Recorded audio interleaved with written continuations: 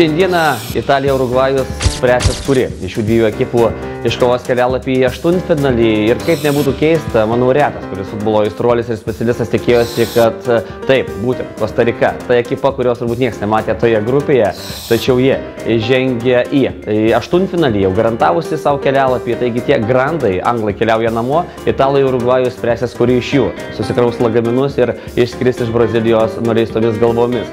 Italai turi parodyti savo norą, savo jėgą, savo galimybės ir aišku, šiuose rungtynėse jiems reikalingi taškai. Pergalė nereikalinga, nes santykis yra jų pusėje, taigi lygiosios, kurias Italai ir iškovos. Mano manymu, rungtynės būtent taip ir pasibaigs lygiosiomis.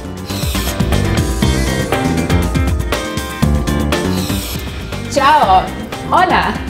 Labą dieną! Šiandien žaidžia Italija prieš Urugvajų. Kas laimės?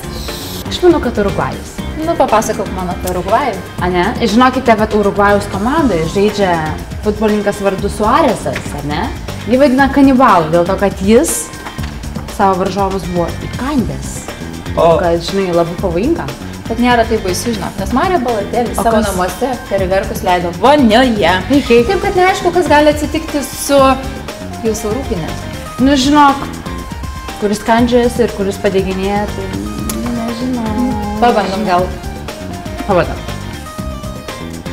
O, žodžiu, lygiosios. Labą dieną, šiandien žiūrėsime labai įdomias varžybas. Man atrodo, moterims jos bus dar įdomesnės. Olé, olé, olé, olé! Olandija.